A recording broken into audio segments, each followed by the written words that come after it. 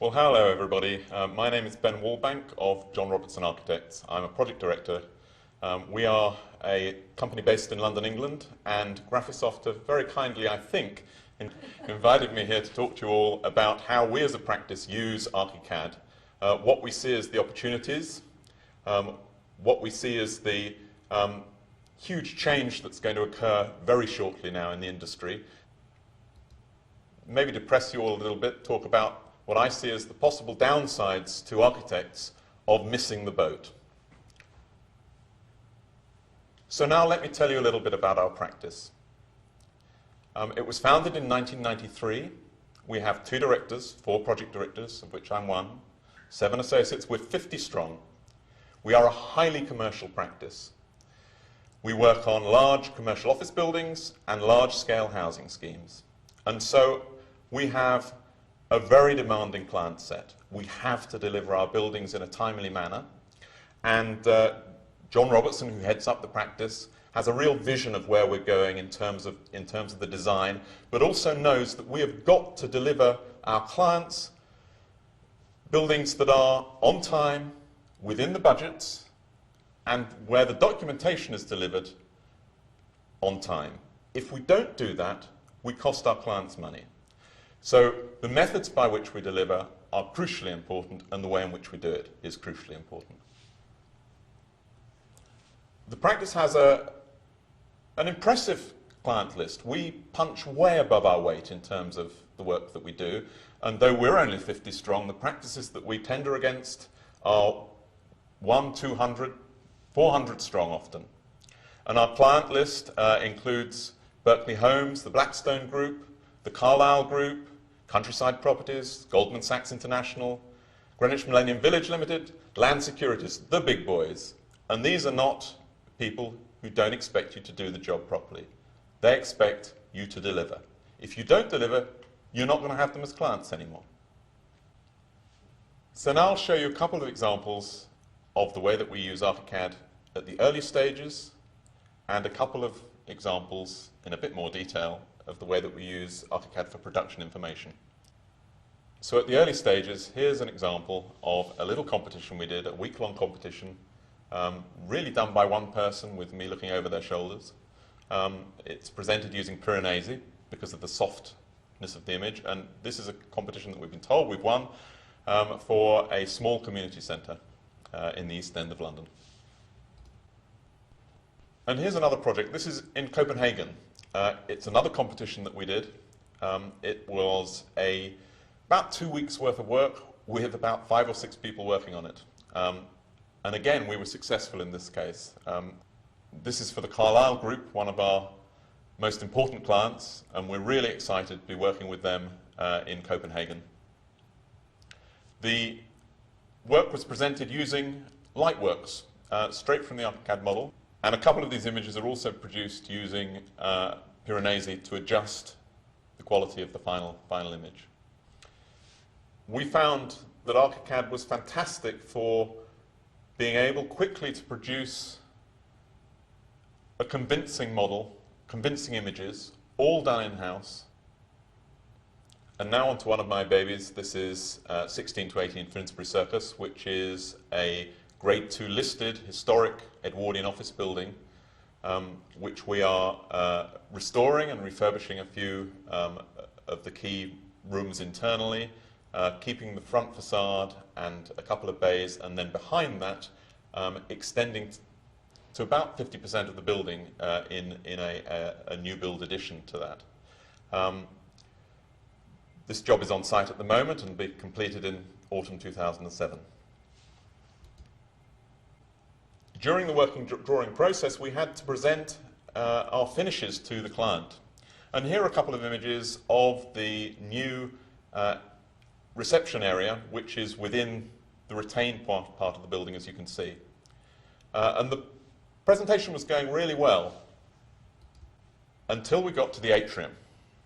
And we were presenting this work to the client, and the client said, but atriums are about bringing light into the building, and this is dark. The materials you're using are dark, and I want you to go away and rethink this. And so we did. Now, in the traditional process, this would be a disaster because we produced the finishes presentation with renderings, and we then had 2 weeks to represent this and to present alternatives. Well, this is one of the big advantages that you have doing it in ArchiCAD. Because you've got a model, you can change things very fast. So here are the images that we presented to the client 2 weeks later. So what have we done? We've just changed the wood slats at the top of the atrium to glass, and we've changed the wooden slats at the spandrels, which run around at each floor level, into a lighter wood. And here are the renderings that show that. You'll notice that this is elementally modeled. Whilst we're doing this, we're also doing the working drawing process. And again, this has huge advantages in terms of producing a good design. For example, the bottom image here is of the junction between the spandrel panel and where the glass recesses for the lift doors. When we first did this, we put the vertical fin where the glass recesses in line with all the other joints, and it just didn't look right.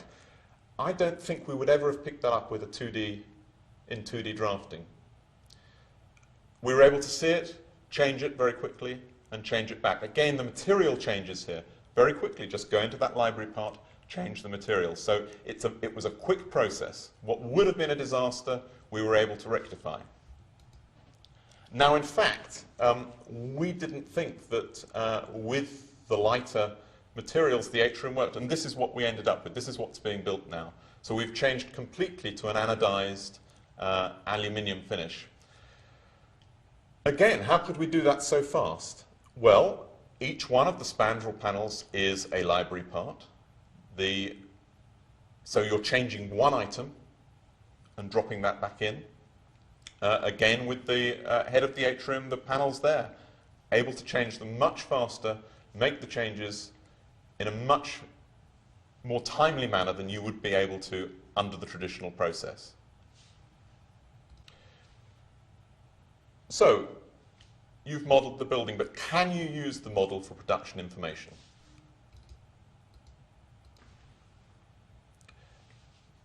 The model just produces pretty pictures. Wrong. You can't produce good working drawings from the model. Wrong. Contractors need 2D information. Well, that's partially right, but increasingly will become less so. So here are some of our working drawings for the atrium which I just showed you. Ah, I hear you say, all he's done is turned the colours off. Well, yeah, that is all we've done on this particular drawing, but I wanted to show you that we're producing information from that same model. But here we are at the top of the atrium, and we've turned off a bunch of the layers now just to expose the engineer's steelwork. Now, that's a major point actually, because the engineer on this project did not model in 3D. So we had to model the engineer's 2D information in 3D. And that's not right, because we're doubling up on work. So obviously one of the key things that we all need to address is getting the other consultants to also do their work in 3D.